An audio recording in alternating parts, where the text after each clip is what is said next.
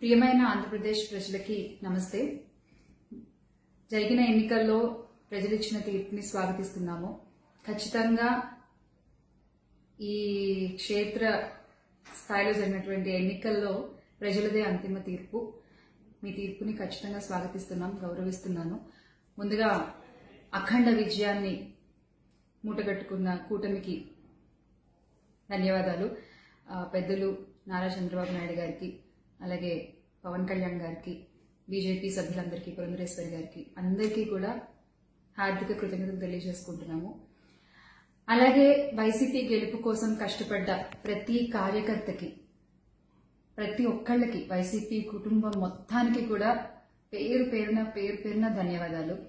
Yes, ఓడిపోయాము, కానీ ఒకటి గుర్తుపెట్టుకోవాలి, గెలిచిన నాడు ఎప్పుడూ విర్రవీగలేదు విజయ గర్వంతో. ఓడిపోయిన నాడు ఏనాడు కూడా కుంగిపోలేదు. అలాగే ఈసారి కూడా మన జగన్మోహన్ రెడ్డి గారు మరింత బలాన్ని పుంజుకుని మళ్ళీ ఖచ్చితంగా మీ అందరి సపోర్ట్తో మనందరం కలిసి జగనన్నతో నడిస్తే ఖచ్చితంగా మళ్ళీ ఒక మంచి ప్రభుత్వంగా మనం ఏర్పాటవుతాము. దేవుడిపై నమ్మకం ఉంచి ప్రజలకి మంచి జరగాలని కోరుకుంటూ, ఎస్, ఎప్పటికీ జగనన్నతోనే అందరం కలిసి నడుద్దాము, మంచి చేద్దాం. ఏదైనా ప్రజలకి మంచి జరగడం ముఖ్యం. ఈ 5 ఏళ్లు కూడా ఆంధ్రప్రదేశ్కి ఎంత మంచి జరగాలో అంత మంచి జరగాలని మనస్ఫూర్తిగా కోరుకుంటున్నాను.